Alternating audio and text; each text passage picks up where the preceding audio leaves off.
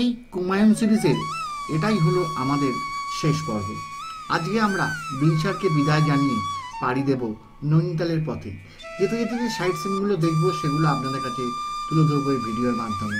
প্রথমেই আমরা দেখে নেব এই কাসার দেবী টেম্পল, এরপর আমরা দেখে নেব জাগেশ্বর মন্দির, তারপরে সেই লক্ষ ঘন্টার বাধা যে মন্দির সেই হলো চিতাইগুলু মন্দির, এই হলো চিতাইগুলু মন্দির। এরপর আমরা দেখে নেব সূর্য মন্দির, যেটা এখানে কাটারমাল শান টেম্পল বলে প্রসিদ্ধ। তো এই সাইট সিন করতে করতে আজকে আমরা নৈনিতালে পৌঁছাবো। তো চলুন শুরু করা যাক ভিডিওটা।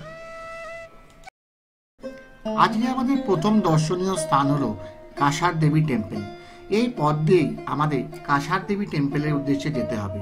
চলুন আমরা গিয়ে কাসার দেবীকে দর্শন করি। আলমোড়া শহরের কাশ্যপ পাহাড়ে অবস্থিত এক রহস্যময় গ্রাম, যা কাসার দেবী গ্রাম নামে খ্যাত। মাতা কাসার দেবীর মন্দির আছে এখানে। মাতা কাসার দেবী এখানে দেবী দুর্গার আরেকটি রূপ। তারই নামকরণ অনুযায়ী এখানে তার নাম হয়েছে কাসার দেবী। এক অদ্ভুত রহস্যময় স্থানে কাসার দেবী মন্দির। কাসার দেবী মন্দির বিশ্বের দরবারে প্রথম চিনিয়েছিলেন স্বামী বিবেকানন্দ, যখন তিনি 1890 সালে এখানে এসে ধ্যানে মগ্ন হয়েছিলেন।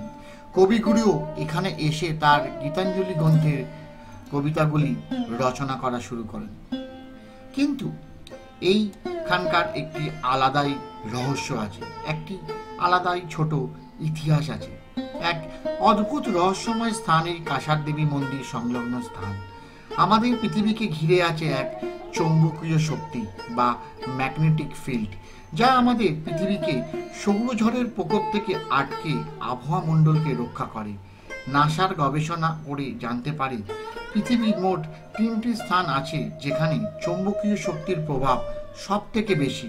প্রথম পেরুর মাচু পিচু, দ্বিতীয় ইংল্যান্ডের মনুমেন্ট স্টোনহেঞ্জ এবং তৃতীয় ভারতবর্ষের এই কাশ্যপ পাহাড়ের উপর অবস্থিত এই কাসার দেবী মন্দির, যেখানে পজিটিভ পাওয়ার সব থেকে বেশি।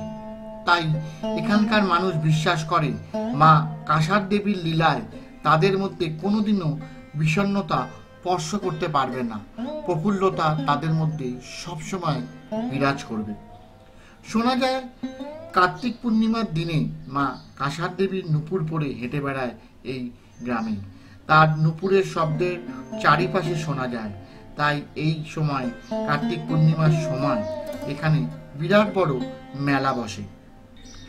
এখানে একটি হোমকুণ্ড আছে।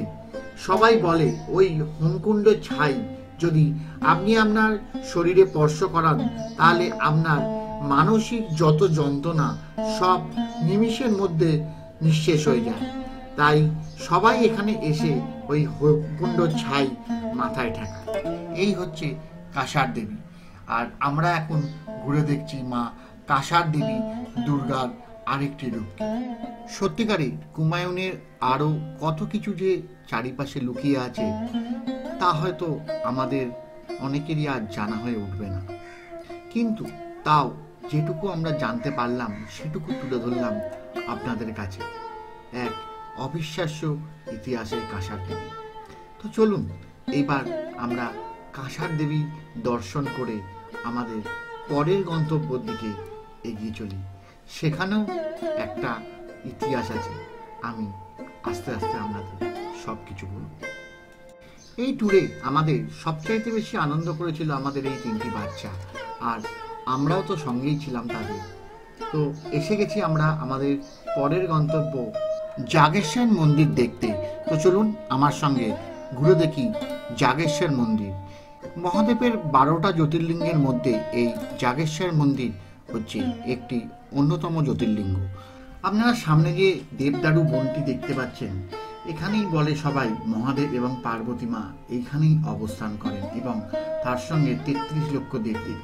এটি সেই বিখ্যাত নাগেশ দ্বারকা বন, যেটা আমরা ইতিহাসে পাই। প্রথমেই মন্দিরে আপনি প্রবেশ করে আপনাকে আপনার জুতো এক জায়গায় খুলে রাখতে হবে। আর বাঁদিকে যে স্টোরটা দেখছেন, এখান থেকে আপনি পুজোর সামগ্রী সংগ্রহ করতে পারেন। আর একটু এগিয়ে গেলেই হচ্ছে জুতো রাখার জায়গা। জুতো রেখে আপনি এই কল থেকে হাত ধুয়ে মন্দিরে প্রবেশ করবেন। তো আমরাও তাই করেছিলাম।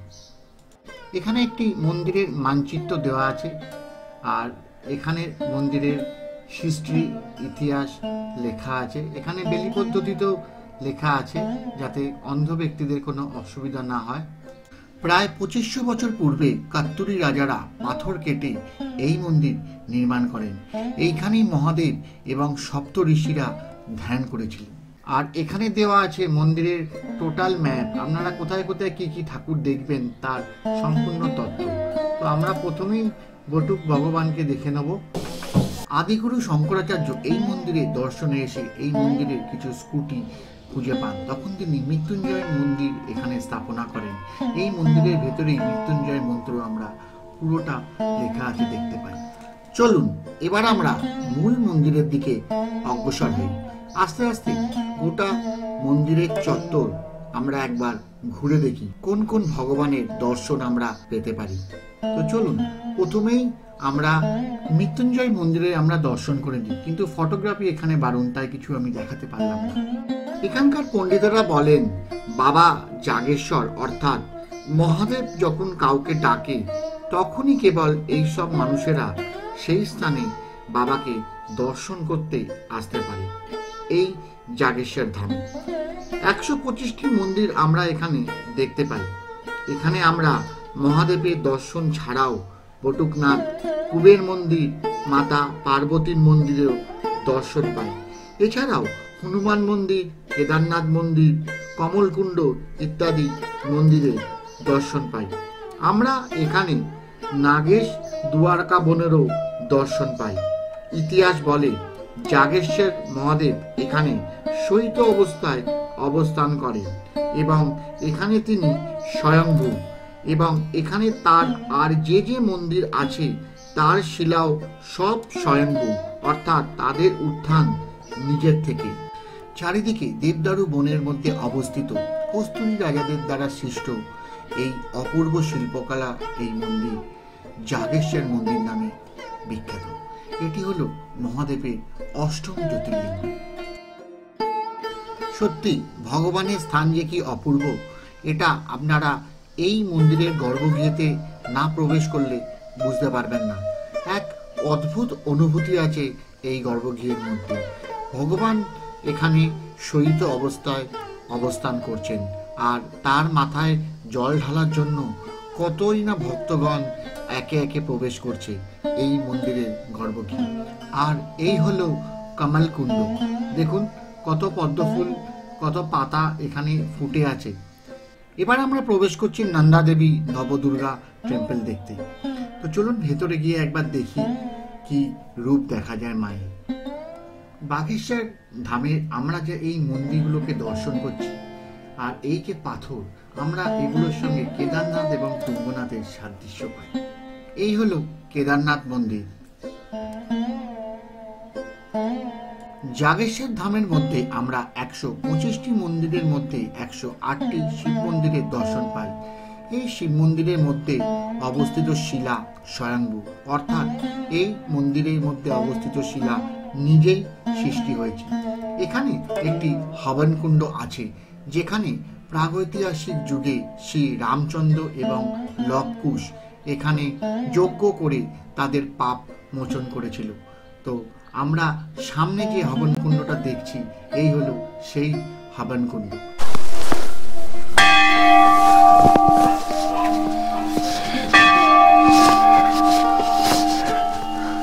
আমরা এখন প্রবেশ করছি চিতাইগুলু টেম্পেলে। জুতোটা এখানেই খুলতে হবে।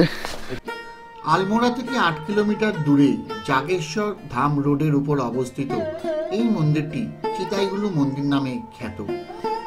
এখানে দেবতা চিতাইগুলু হলেন ন্যায় ও বিচারের দেবতা। এখানে আপনারা দেখবেন এই মন্দির সংলগ্ন সব জায়গায় হাজারো ঘন্টা বাঁধা আছে, এবং তার সঙ্গে বাঁধা আছে একটি কাগজ।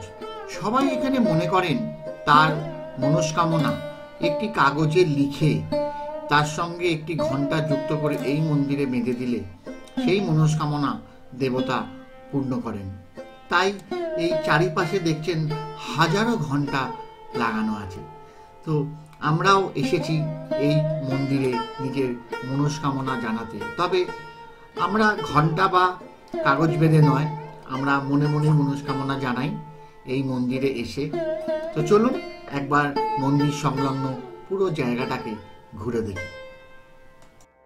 সত্যি আমার দেখা একটা অদ্ভুত মন্দিরের মধ্যে এটি। চারিপাশে শুধু ঘন্টা আর ঘন্টা, হাজারো হাজারো লাখো ঘন্টা মনে হয় এখানে লাগানো আছে। সবাই মানসিক করেছেন যে যার মতো, তাই এই মন্দিরকে ঘন্টা মন্দিরও বলা হয়। দেখুন কত ঘন্টা চারিপাশে লাগানো আছে। চিতাইগুলো টেম্পল দেখে এবার আমরা পাড়ি দেব চলুন কাটারমাল টেম্পলের উদ্দেশ্যে। সূর্য দেবতার উদ্দেশ্যে এই টেম্পল তৈরি হয়েছে। কাটারমাল টেম্পল যেটি আলমোড়া রোডের উপর অবস্থিত। তো চলুন আমরা এবার কাটারমাল টেম্পল দেখে নিই। कोई रास्ता है? यही रास्ता।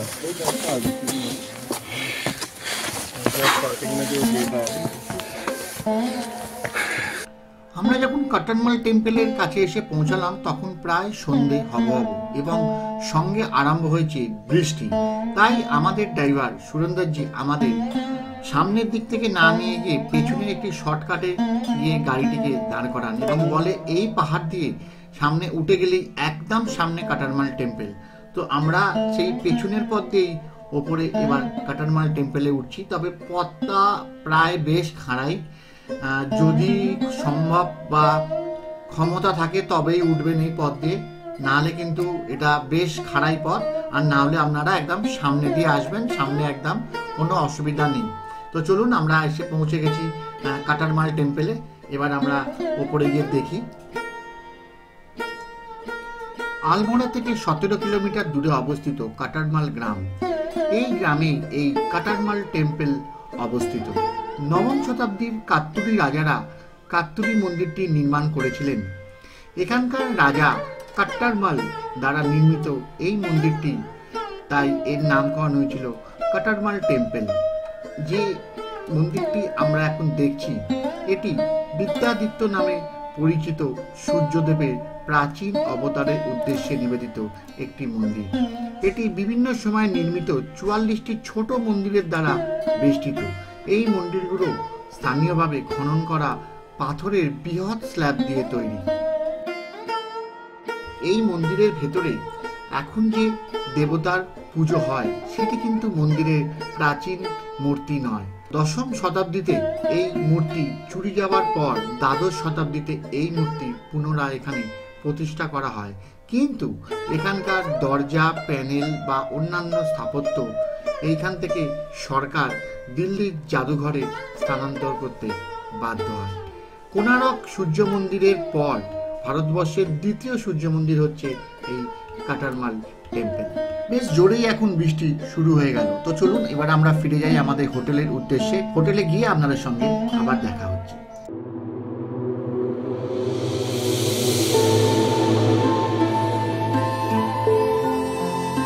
Good morning. আজকে হচ্ছে 28শে ডিসেম্বর আর আমাদের এই কুমায়ুন সিরিজের আজকে শেষ দিন। আজকে আমাদের লালকুয়ান এক্সপ্রেস করে ফিরে যাওয়ার কথা। আমাদের ট্রেন 7টা 20-তে, তাই আজকে সকালবেলা একটু তাড়াতাড়ি উঠে পড়েছি এই নৈনিতালটাকে উপভোগ করার জন্য। কিন্তু বাদ সেধেছে এই আকাশ, এই পরিবেশ আর এই বৃষ্টি। কালকে আমরা যখন নৈনিতালে এসে পৌঁছেছিলাম তখন অনেক রাত হয়ে গেছিল, রাত প্রায় 9:30। কারণ আলমোড়ার ওখানে ল্যান্ডস্লাইডের জন্য রাস্তা বন্ধ হয়ে যেতে আমাদের অনেকটা পথ ঘুরে আসতে হয়। তো যাকে তাই জন্য সেই রাতের ভিডিওটা আর করা হয় ওঠেনি। আমরা এখানে এসে খাওয়া দাওয়া করে যে তার শুয়ে পড়েছিলাম, কারণ প্রচন্ড টায়ার্ড ছিলাম সেদিনকে। তো আজকে আবার একটা নতুন সকালের শুরু, নতুন দিনের শুরু। সূর্যদেবকে হয়তো দেখা যাবে না আজকে, কারণ আকাশ মুখ তার ভার করে রেখেছে। কাল থেকে কন্টিনিউয়াস বৃষ্টি হয়ে যাচ্ছে এখানে, আর ঠান্ডা বেশ। তো যাকে এই পরিবেশকেই আমরা উপভোগ করব। আর ওই দেখুন নয়না লেক, ওই নয়না লেক, আর আমরা দাঁড়িয়ে আছি শালিমারের আমাদের হোটেলের ব্যালকনিতে। হোটেলটা সবই ভালো, কিন্তু কিছু মেনটেনেন্সের অভাব এখনো এই হোটেলে রয়ে গেছে। ওভারঅল যদি দেখেন সার্ভিস ঠিক আছে। তো যাকে সেসব পরে আসছি। তো আজকে সকালে নয়না লেকের সামনে দাঁড়িয়ে আছি, চলুন একটু নয়না লেককে উপভোগ করি।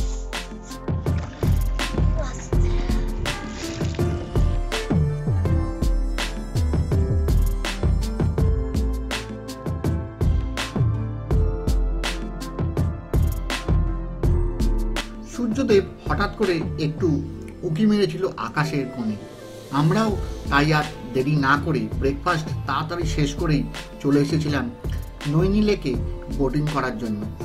নৈনিতাল এলে এই নৈনি লেকে বোটিং না করে থাকা যায় না, তাই আমরাও সকাল সকাল এসে বোটিং করে নিয়েছিলাম। এবার একবার বলে দিই, এই বোটিং করতে গেলে কীরকম কী খরচা। এখানে দুরকম বোটিং হয়, একটা নয়না লেক এই পুরোটা ঘুরবে, আর একটা নয়না লেক আর্ধেকটা ঘুরবে। আর্ধেকটা ঘুরতে 400 টাকার মতো নেয়, আর পুরোটা ঘুরতে 750 টাকা নেয়। তো কিন্তু পুরোটা ঘোরার মানে কিন্তু এটা নয় কি নয়না লেকটাকে আপনাকে পুরোটা ঘুরিয়ে দেবে। এখানে অনেকগুলো পার্টে বোটিং করে, একটা সাইডে একটা বোটিং, একটা সাইডে একটা বোটিং। তো ওদের একখানা জায়গা নির্দিষ্ট করা থাকে, তো ওটাই ওরা একবার গোল করে রাউন্ড করে আপনাকে পুরোটা ঘুরিয়ে নিয়ে এলে আপনাকে 750 টাকা দিতে হবে। 4 জন বসতে পারবেন একটা বোটে, আর যদি অর্ধেকটা ঘোরেন তাহলে আপনাকে 400 টাকার মতো দিতে হবে। আপনি যদি পুরোটা ঘোরেন তাহলে আমি লক্ষ্য করলাম, আমরা যেহেতু পুরোটা ঘুরেছিলাম, যে আমাদের মোটামুটি 30 থেকে 35 মিনিটের মতো ঘুরিয়েছিল। আমাদের নয়না লেকের বোটিং শেষ হয়ে গেল, নৈনিতাল ঘোরা শেষ, এই কুমায়ুন ট্রিপ এখানেই শেষ। এইবার আমরা হোটেল থেকে লাগেজ নিয়ে চলে যাব, আমাদের 3 তাল দেখা আছে আজকে। 3 তাল দেখে আমরা ফিরে যাব আমার এই রেল স্টেশনে। ওখান থেকে আমরা লালকন এক্সপ্রেস ধরে পাড়ি দেব হাওড়ার উদ্দেশ্যে। একটি ট্যুর যখন শেষ হয় তার শেষের যে মুহূর্তগুলো থাকে সেইটা দেখলেই বোঝা যায় ট্যুরটি কেমন হয়েছিল। আমাদের প্রত্যেকটি টিম মেম্বারই খুব খুশি ছিল। সত্যি আমরা এই ট্যুরটিকে খুব এনজয় করেছিলাম। এই 9টা দিন যে কীভাবে কেটে গেল আমরা আদৌ বুঝতে পারিনি। আর লাস্টে হচ্ছি আমি, গোটা টিমটা আগে গেছে, লাস্টে আমি যাচ্ছি। কেমন লাগছে এপিসোডগুলো বলবেন কিন্তু কমেন্ট করে। আপনাদের কমেন্টের আশায় থাকলাম। এবার ব্রেকফাস্ট করা যাক। মশলা ধোসা, ইডলি, সাম্বার কি পাওয়া যায় দেখি নৈনিতালের এই মেল রোডে। স্নোফল হচ্ছে, নৈনিতালে স্নোফল হচ্ছে, নৈনিতালে স্নোফল হচ্ছে। দেখুন কি স্নোফল হচ্ছে দেখুন। সত্যি যার শেষ ভালো তার সব ভালো, এটুকুই আশা ছিল বুকে যে নৈনিতালের স্নোফল দেখার, সেটাও ভগবান আমাদের আজকে পূর্ণ করে দিল।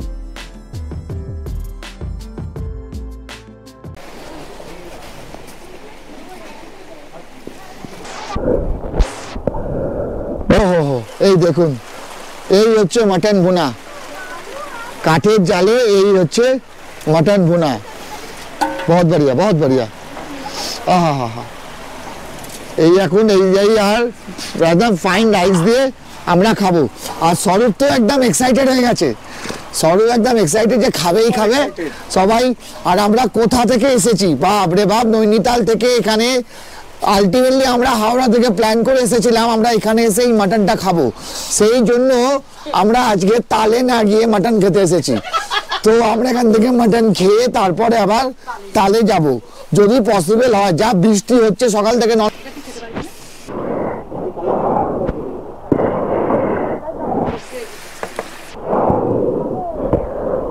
চলুন টেস্ট করে দেখিনি একবার।